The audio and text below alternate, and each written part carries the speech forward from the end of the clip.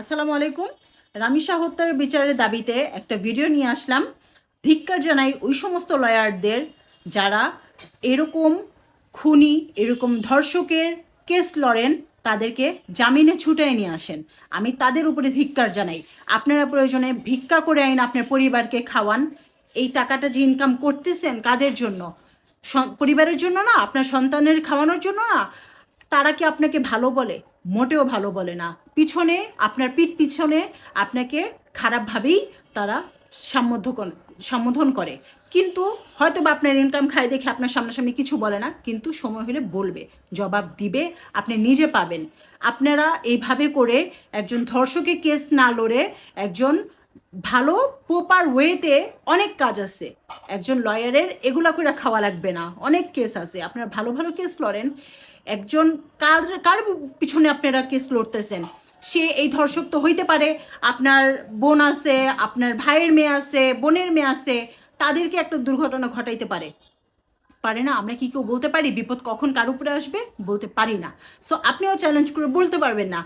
এই অপরাধীগুলা ছুটা পেয়ে আরও বড় বড় প্ল্যানিং করে অপরাধগুলো করে। তাদের সাহস বড় হয়ে যায়। তারা জানে যে আমি যত অপরাধী করি না কেন, আমি জামিনে ছুটে আসবই, লয়ার আমাকে উদ্ধারই করবে। কিন্তু মানুষ বলে বাংলাদেশের আইন ভালো না, কিন্তু আমি বলি বাংলাদেশের আইন ভালো, কিন্তু বাংলাদেশের লয়ার ভালো না।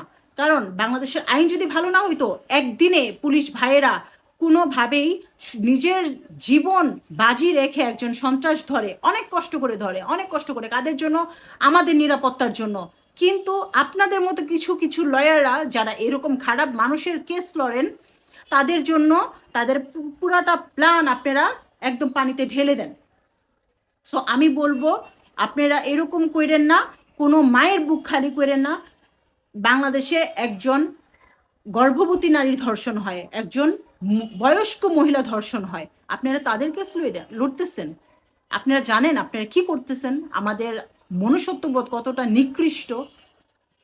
সো এটাই আমি বলতে আসলাম। আল্লাহর ওয়াস্তে, ওদের বাংলাদেশের আইনটা অনেক বেশি সহজ। কাদের জন্য জানেন? যারা এরকম বড় বড় অপরাধ করে ছুটা পায় তাদের জন্য। আইন তাদের হাতের কাছে। কিন্তু যারা আমাদের মতো মানুষ, যারা আমরা আইনকে সম্মান করি, শ্রদ্ধা করি, মেনটেন করি, তাদের জন্য আইন অনেক বেশি কষ্টের। মানে আইনটা হচ্ছে তাদের জন্য অনেক ভয়ের একটা বিষয়। এই যে বাংলাদেশে অটোরিকশাগুলা উড়াধুরা চালাইতেছে, তাদের কোনো কাগজ নাই, তাদের কোনো ট্রেনিং নাই, তাদের কি করতেছেন?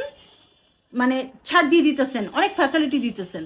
কিন্তু যারা এই যে বাইকার ভাইয়েরা কত কষ্ট করে তাদের পরিবার চালায়, সকাল থেকে রাত অবধি কাজ করে, রাস্তায় দৌড়ায়, তাদের জীবনটা রাস্তায় ঢেলে দেয়, অথচ তাদের উপরে আরও বেশি প্রেশার দিয়ে দিচ্ছেন, নতুন করে আইন বসাই দিচ্ছেন।